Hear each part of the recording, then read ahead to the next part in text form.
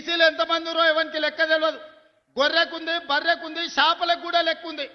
కేసీఆర్ గొర్రెలు ఎన్నో కోట్లు ఉన్నాయని చెప్పిండు, చేప పిల్లలు ఎన్నో ఇడిసిన దాంట్లోకి లెక్కలు చెప్పిండు, ఏర్కలోళ్ళ దగ్గర పందులకు కూడా లెక్కలు చెప్పిండు. కానీ మా బీసీలు ఎంతమంది ఉన్నాయంటే లెక్క లేదని అన్నాడు. దుర్మార్గంగా ఈ విధంగా 100 ఏళ్ల నుంచి మా బీసీల లెక్కలు తేలకపోతే, బీసీలే కాదు 100 ఏళ్ల నుంచి లెక్క పెట్టకపోతే ప్రతి కులాన్ని లెక్క కట్టి లెక్కలు తేల్చి ఇవాళ బీసీలు 56% ఉన్నారని లెక్క తేల్చి ఈ దేశానికే ప్రపంచానికే 100 సంవత్సరాల నుంచి చిక్కుముడిగా ఉన్న కులాల వర్గీక కులాల లెక్కలు తేల్చి ఇవాళ మన ప్రభుత్వం ఈ పనులు చేసింది.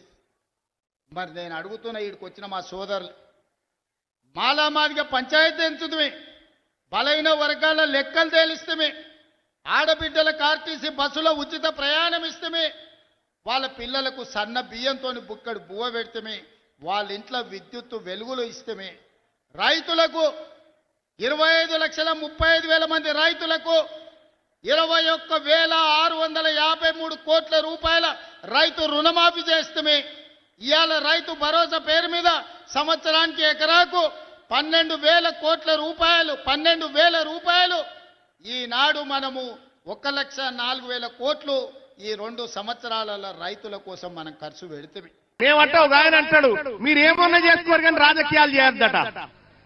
బరాబర్ రాజకీయాలే చేస్తాం. మా బిడ్డ శ్రీకాంతాచారి ఆత్మ బలిదానం చేస్తే ఆ శబర్కార కాపుల దొంగలు మీరు ఇలా మా బీసీల గురించి మాట్లాడతారా? మా బిడ్డకు చేసిన న్యాయం ఏంది ఒక్కసారి నేను అడుగుతా ఉన్నా.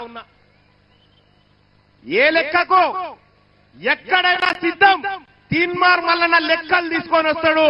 మీరు రమ్మంటే గోల్కొండ కాడ కూర్చుందామా, 1000 స్తంభాల గుడి కాడ కూర్చుందామా, లేకపోతే కాకతీయుల ఏ దూరణం కాడ కూర్చుందామో చెప్పురు. మీరు చేసింది దొంగతనమే. మీకో విషయమే తెలుసా? అసలు ఈ రెడ్లు వెలమలు తెలంగాణలో కాదు. ఈ రెడ్లు వెలమలు తెలంగాణలో కాదు.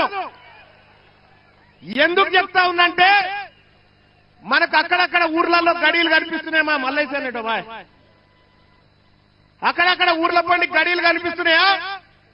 ఆ గడీలు ఏంటి అవి? వాళ్ళ ఇల్లు అనుకుంటురా? కాదు, ఒకప్పుడు తహసీల్ ఆఫీసులు అవన్నీ. ఒకప్పుడు తహసీల్ ఆఫీసులు. ఆ తహసీల్ ఆఫీసులో అప్పుడున్నటువంటి నిజాం ఏం చేసిందంటే ఇక్కడ వాళ్ళకు చదువు రాదు, ఉర్దూ రాదు, ఇంగ్లీష్ రాదు అని చెప్పి కొంతమందిని ఇతర రాష్ట్రాల నుంచి పిలిపించుకుంటే వీళ్ళు వచ్చారు. వీళ్ళు వచ్చి అలా దొరబడి పన్నులు వసూలు చేసుకుంటా మొత్తం భూమి సంపద అంతా వాళ్ళ పేరు మీద రాసుకున్నారు. వీళ్ళు మనోళ్ళు కాదు. ఈ వరంగల్ ఆర్ట్స్ కాలేజ్ వేదికలో జరుగుతున్నటువంటి ఈ సభ రెడ్లకు వెలమలకు మనం విడాకులు తీసుకుంటా ఉన్నాం వాళ్ళతోటి. వాళ్లకు మనకు విడాకులు ఇవి. ఎక్కడైనా పెళ్లిళ్ళు ఘనంగా చేస్తారు కానీ విడాకుల మహోత్సవం ఘనంగా చేస్తున్నటువంటి కార్యక్రమం ఇదే. విడాకులైనా కాదా?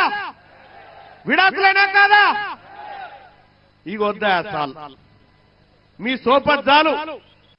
70 ఏళ్లు మీ సోపతి బట్టి తిరిగితే 7 లక్షల కోట్ల అప్పయింది నా ప్రజల మీద.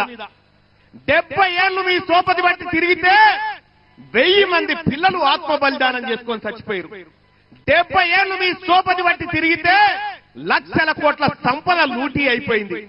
70 ఏళ్ల పాటు మీ సోపతి బట్టి తిరిగితే మీ కాంట్రాక్టర్ల బొక్కసాలు నిండినాయి తప్ప మా బీసీల డొక్కలు నింపలేకపోయినారు. ఇక మీతోటి మాకేందయా? వద్దు.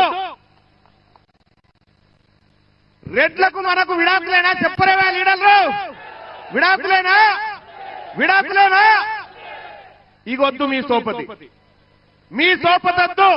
ఈ ఆర్ట్స్ కాలేజ్ వేదిక నుంచి చెప్తా ఉన్నా, మా బీసీలకు మీ ఓట్లు వద్దు. మీ